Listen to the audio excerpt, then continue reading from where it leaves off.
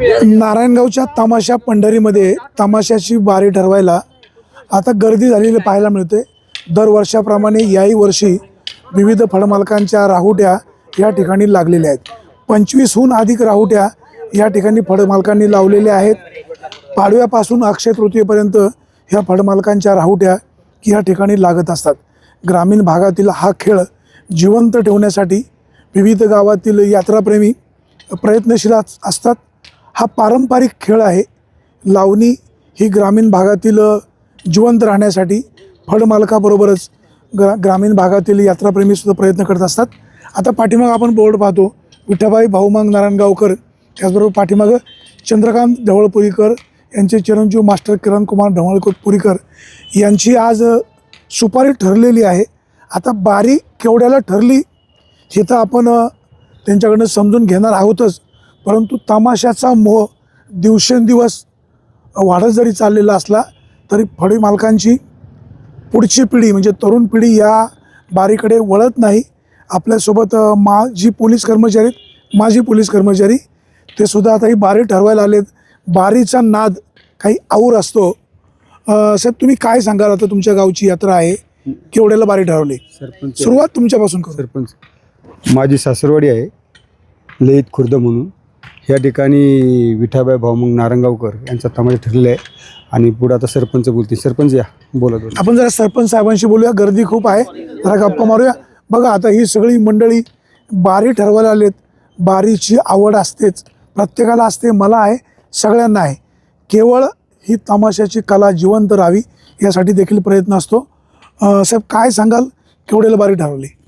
नमस्कार, मी लईतचे सरपंच आणि आमचे सर्व ग्रामस्थ। लईत म्हणजे तालुका अकोले, जिल्हा अहमदनगर, अहिल्यानगर। 4 एप्रिल रोजी आमची गावची मुक्ताई माता यात्रा उत्सव सालाबादप्रमाणे भरतो आणि त्यानिमित्त आम्ही सर्व ग्रामस्थ मंडळी आज हा नारायणगाव येथे तमाशा उत्सवाचा काही जे स्टेज लागलेले आहे या ठिकाणी आम्ही सर्व ग्रामस्थ आलेलो आहोत। आणि 4 एप्रिल निमित्तानं आम्ही विठाबाई मांग नारायणगावकर यांचा 2 लाख रुपयासाठी हा तमाशाचा कार्यक्रम आयोजित केलेला आहे आणि हजेरीसहित हा कार्यक्रम आहे। आणि खरं तर ही लोककला आहे आणि या लोककलेचे आपण सर्व ग्रामस्थ दाद देत असतो आणि म्हणून सर्व पंचक्रोशीतील सर्वांना या कार्यक्रमाच्या निमित्तानं आवाहन करतो, आपण सर्वांनी या कार्यक्रमासाठी आवर्जून उपस्थित राहावं। लोककला जिवंत राहिली पाहिजे, ती वाढली पाहिजे, ती जोपासली पाहिजे, हे आपण सगळेजण प्रयत्न करतो। या बारीमध्ये काय काय आकर्षण आहे, कुठले कुठले कार्यक्रम झाले पाहिजेत, काय ठरलं? या बारीमध्ये वगनाट्य, त्यानंतर रंगबाजी आणि सुरुवातीला गणगवळण, त्यानंतर रंगबाजी आणि त्यानंतर वगनाट्य आणि दुसऱ्या दिवशी आपला हजेरीचा कार्यक्रम, असा या स्वरूपाचा कार्यक्रम आहे। आणि पारंपरिक पद्धतीनं ही लोककला या ठिकाणी सादर करण्याचा या ठिकाणी ठरलेला आहे। आपण असं नेहमी म्हणतो पारंपरिक तमाशा झाला पाहिजे, गणगवळण झाली पाहिजे, वग झाला पाहिजे, पण हल्लीची पोरं ऐकत नाही ना, त्यांना धांगडधिंगा लागतो, आपल्या कपड्यातल्या मुली लागतात। बरोबर, खरं तर ही लोकांची, तरुणांची पण मागणी आहे, परंतु ज्येष्ठ मंडळीचा मान राखून आणि ही लोककला खरं तर पुढे चालली पाहिजे, या सर्वांचा मान राखून आम्ही तमाशाचंच नियोजन केलेलं आहे। तर काय तुमच्या यात्रेचं कितवं वर्ष आणि दरवर्षी तमाशाच ठेवत असता का? किती वर्ष झाली असेल? 51 वर्ष झालं। खरं म्हणजे पारंपरिक यात्रा आहे आणि द्वितीयला यात्रा असते, चैत्र द्वितीयेला ही यात्रा असते आणि सालाबाद प्रमाणे सुरूच आहे। आपल्यासोबत स्वर्गीय चंद्रकांत ढवळपुरीकर यांचे चिरंजीव आहेत, उत्कृष्ट गायक आहे, उत्कृष्ट कलाकार आहे आणि प्रचंड मेहनतीनं दरवर्षी या ठिकाणी त्यांची राहुटी लागते, खूप काबाड कष्ट घेतात। कोरोनाचा काळ ह्या फळमालकांना, कलाकारांना खूप वाईट गेलेला आहे। यंदाचा सीझन खूप चांगला जाईल अशी अपेक्षा आहे। लोकसभा, विधानसभा, पंचायत समिती, जिल्हा परिषद निवडणुका सगळ्या संपलेल्या आहेत।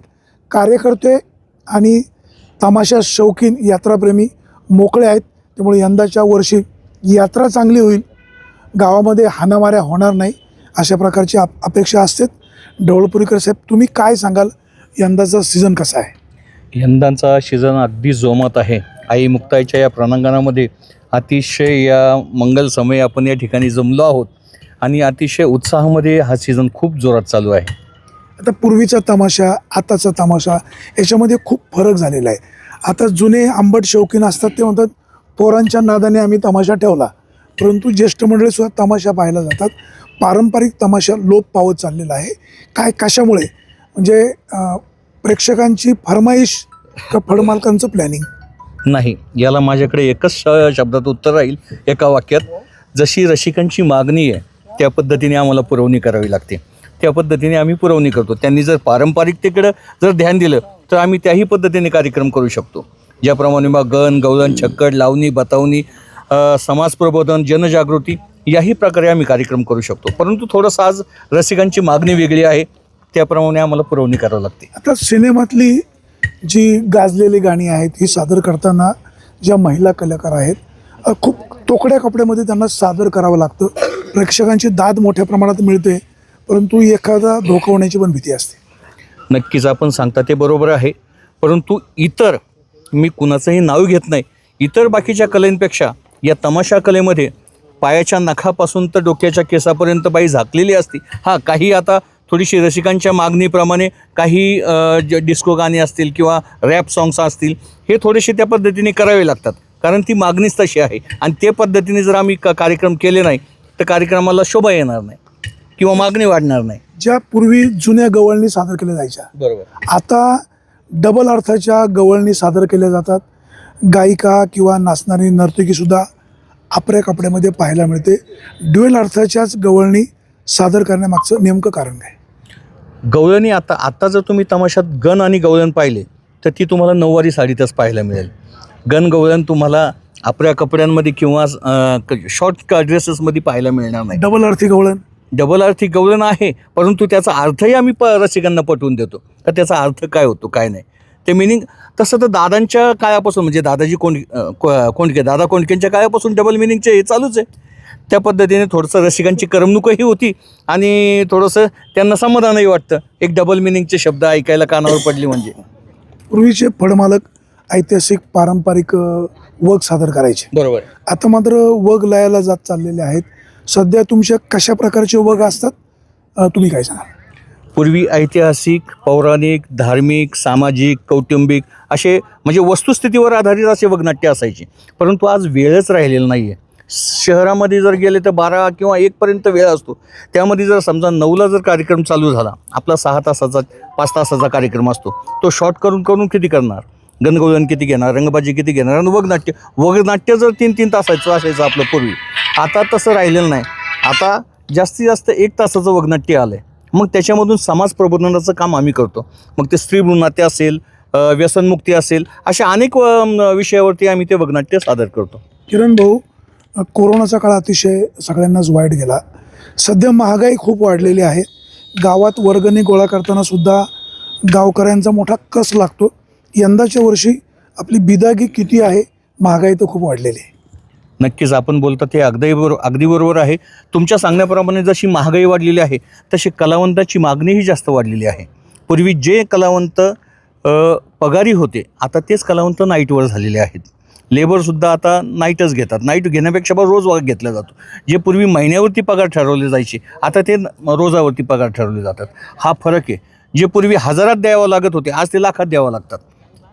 हा मोठा फरक झालेला आहे. आज समजा पूर्वी एखाद्या कलावंताला 20,000 पगार असेल, 22,000 पगार असेल, तो आज 2,500 रुपये नाईट किंवा 3,000 रुपये नाईट, 2,000 रुपये नाईट, म्हणजे 60, 70, 80, 90 या कॅटेगरीमध्ये लोकांचे पगार वाढलेले आहेत. आता पूर्वीच्या काळचा तमाशा आताच्या काळातला तमाशा जरी बदलला असला तरी गायक किंवा महिला कलाकार यांना उचल द्यावी लागते. कलाकारांची पळवापळवी देखील होते. कधी कधी फळमालक अडचणीमध्ये येतो. कसा सामना करता? नाही, मग ते एकमेकाच्या विचाराने आम्ही सामना करतो. समजा आज माझा कलावंत दुसऱ्या कार्यक्रमाला गेला तर त्यांच्याशी संवाद साधून, हा आमच्याकडे होता, मग ते त्याचे काय होतं, मग याप्रमाणे एकमेकांशी संवाद साधून तो कलह मिटवला जातो. मोहित भाऊ, तुम्ही काय सांगाल? तमाशा 12 वाजेपर्यंत चालवावा अशी प्रशासनाच्या सूचना आहे, आदेश आहे. आता 12 वाजेपर्यंत वेळ पुरत नाही. प्रेक्षकांची मागणी जास्त वेळेची असते. पोलीस ऐकत नाही. मग पोलिसांनाही खुश करावं लागतं. फळमालकांना त्रास होतो, आर्थिक त्रास होतो. शासनाकडे काय मागणी राहील? करतो 1-5 मिनिटं. मुळात पूर्वीच्या काळी सर तमाशे 5-5, 4-4 वाजेपर्यंत चालत होते पूर्वीच्या काळात. पण आता काही मध्यंतरीच्या काळामध्ये बंधनं आली. 12पर्यंत करायचे, म्हणजे तसे तर 10पर्यंतच होती. पण नंतर आर पाटील गृहमंत्री झाल्यानंतर त्यांच्या आता ते ग्रामीण भागातल्या असल्या कारणानं त्यांना तमाशाची परिस्थिती माहिती, पण त्यांनी ते विधानसभेत प्रस्ताव मांडून तो 12पर्यंत करून घेतला, भांडून करून घेतला आमच्यासाठी. महाराष्ट्राची लोककला आहे आणि ती कमीत कमी 12पर्यंत केली पाहिजे सर. म्हणजे आता आमची वैयक्तिक पर्सनल मागणी ती कमीत कमी 1-2पर्यंत जर केली ना, तर तुम्ही जे म्हणताय वगनाट्य ना, वगनाट्य ते आम्हाला सादर करते. 9 ते 12, 12:30पर्यंत रंगबाजी करते, तिथून पुढे 2 तास वगनाट्य करते. म्हणजे तो वगनाट्याचा तमाशाचा बाजार राहील आणि मग बाकीच्या लोकांना काही त्रास होणार नाही. पण आता ते सगळं उलटं झाले. कुणीतरी समजा गावकीमध्ये बी खूप भांडणं असतात. कार्यक्रम 12:30पर्यंत गेला ना पुढं, कोणतरी त्यांचा विरोधक असतो, पोलीस स्टेशनला फोन करतो, अहो तमाशाला वेळ चालला. मग ते गावाला बी त्रास होतो आणि तमाशाला बी त्रास होतो. ते नाही झालं पाहिजे. अनेक गावांमध्ये तमाशाचा खेळ चालू असताना 2 पार्ट्या असतात, काही मद्यपी मंडळी असतात, तिथं वाद होतो, मारामाऱ्या होतात. तुम्ही काय आवाहन कराल गावकऱ्यांना आणि यात्रेच्या प्रमुखांना? कसं आहे सर, तमाशा ही महाराष्ट्राची लोककला आता सगळ्यांना माहिती आहे आणि भविष्यात राहील नाही. आम्ही तर प्रयत्न करतोच त्या गोष्टीसाठी. पण वर्षातून एकदा यात्रा येतील. गाववाले एवढे 2-2, 3-3 लाख रुपये तमाशाला देतात. माझं तर एकच मागणं आहे की जे लोक दांगडो करतात ना, त्यांना त्यांच्या फॅमिलीलाच पुढे बसवायचे तमाशा. नारायणगाव हे महाराष्ट्रात तमाशा पंढरी अख्ख्या महाराष्ट्रात फेमस आहे. पण आमच्या इथं 8 दिवस तमाशे चालतात. एक पोरगं तुम्हाला उठून नाचणार दिसणार नाही. म्हणजे एवढी शिस्त या नारायणगावच्या तमाशा पंढरीला आहे. भरपूर गर्दी असते सर. काय होतं, तुम्ही एक उपाय केले पाहिजे त्याच्यावर. एकतर त्याचं घरपट्टी बंद करा, तुम्ही त्याची पाणीपट्टी बंद करा, त्याचा नळ बंद करून टाका. उपचार भरपूर आहेत. कसे पण दरवर्षी तेच आज दांगडू करतात बरं का सर. जे एखाद्या तमाशाला त्रास करतात ना, दरवर्षी तेच करतात. मग शेवटी गाव बी त्यांच्या पुढे नमून जातं. ह्या गोष्टी गावकऱ्यांनी आत्मसात केल्या पाहिजे. हे जे करतो ना त्याला बाजूला काढायचं. शेवटी तुम्हाला पैसे तर तमाशाला पूर्ण द्यावं लागतं. समजा भांडणं झाल्यानंतर पोलीस डिपार्टमेंटमध्येच ते करतं, तमाशा बंद केला जातो. ते पैसे पूर्ण तमाशाला द्यावे लागतात. गावाचं नुकसान होतं ना, आम्हाला कला सादर करता येत नाही. ह्या गोष्टी नाही काढल्या पाहिजे. आता एक नेहमीचा प्रश्न असा एक निर्माण होतो की पूर्वी तमाशाचा मालक, त्याचा भाऊ, त्याची मुलं तमाशामध्ये काम करायचे. आता तुम्ही दोघं जर वगळले तर पुढची पिढी तमाशाच्या बारीमध्ये मालक म्हणून पाहायला मिळत नाही. कशामुळं? तमाशामध्ये झालेला बदल म्हणजे तमाशाला वाईट नजरेने बघितल्या जातं. पुढच्या पिढीला ते आता नको वाटतं. आता आमची पुढची पिढी येईल नाही येईल मला माहीत नाही, पण जोपर्यंत आमच्या जीवाची आहे तोपर्यंत आम्ही तमाशा करत राहू. आणि जर बदलायचं असेल ना सर, तर नवीन तरुण पिढीने तमाशाकडे वळालं पाहिजे. म्हणजे कामगाराच्या माध्यमातून म्हणा, कामाच्या माध्यमातून म्हणा, कुणी एक कलाकार असेल, कुणी असेल. मी मध्यंतरी त्या कर्जतलाही तमाशा प्रशिक्षण शिबिर होतं, त्या विद्यार्थ्यांना ते सांगितलं, तर तमाशात जो रोजगार आहे ना, पैसे जे मिळतात ना, ते एखाद्या क्लासहून अधिकाऱ्याला बी नसतात. इतका तमाशाचा मोठा पगार मिळाला जातो त्या माणसाला. आणि दिवसभरातून मोजून 5 तास कार्यक्रम चालतो. एका कलावंतांच्या वाट्याला मोजून 30-35 मिनटं येतात. त्याचा पगार आम्ही त्यांना देतो. त्याच्यामुळं नव्या पिढीने तमाशाकडे वळालं पाहिजे. ही गोष्ट महत्त्वाची. तमाशा कलेला वाव मिळावा, शासनाकडनं काय मदत अपेक्षित आहे का जेणेकरून ही कला पुढे नेहमी सतत चालू राहील? आमची सर 2020 पासूनची एकच मागणी आहे की राज्यातील लोककलावंतांसाठी आर्थिक विकास महामंडळ असावं. मध्यंतरी दादांनी त्याचा प्रस्ताव तयार केला होता, पण दादा आपल्यातून आज निघून गेले. आता आमचे प्रयत्न, तमाशा परिषदेचे प्रयत्न चालूच आहे. राज्यातील लोककलावंतांसाठी महामंडळ का असावं की त्यांच्या कलावंतांचे होणारे शेवटचे हाल, त्यांना येणाऱ्या आर्थिक अडचणी, समजा मग कार्यक्रमाला पोलीस डिपार्टमेंट काय त्रास देतं का ग्रामपंचायत त्रास देतं का, स्थानिक लोकल त्रास देतात का, हे सगळं एका छत्रछायाखाली येण्यासाठी आम्ही महामंडळाची मागणी अनेक वर्षापासून करतो आहे. आता मी 2-3 दिवसापूर्वी एक लेटर पाठवले सुनेत्रा वहिनींना की ते तुमच्या अर्थसंकल्पामध्ये महामंडळ घोषणा होईल म्हणून. आता बघू काय होतं ते. आपण पाहतोय नारायणगावच्या तमाशा पंढरीमध्ये 25-30 राहुट्या लागलेल्या आहेत. यात्रा जत्रांमध्ये तमाशाची बारी ठरवण्यासाठी विविध गावची मंडळी आलेली आहेत. यात्राप्रेमींना त्याचबरोबर फळमालकांबरोबरच जे यात्रेचे प्रमुख आहेत त्यांना देखील विनंती आहे, ही सगळी मंडळी जीवाचं रान करून तमाशा कला जिवंत ठेवण्यासाठी प्रयत्न करत असतात. विविध गावचे कलाकार या ठिकाणी आणून त्यांना उचल देऊन हा सगळा खेळ रंगवला जातो. गावची यात्रा करत असताना धांगडधिंगा होणार नाही, एखाद्या महिला कलाकारावर कोणताही वेगळा प्रसंग येणार नाही याची काळजी घ्या. फळमालकांना देखील विनंती आहे, महागाई खूप वाढली, 4 पैसे तुम्हाला जर निश्चित मिळाले पाहिजे, परंतु शेतीमधल्या मालाला बाजारभाव कमी आहे, लोकांकडे देखील पैसे कमी आहेत.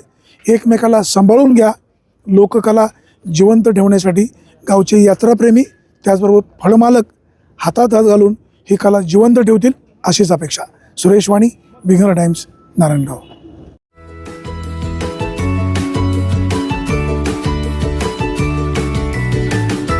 बातम्या शेतीच्या, बातम्या मातीच्या, बातम्या अन्यायाच्या, गुन्हेगारीच्या,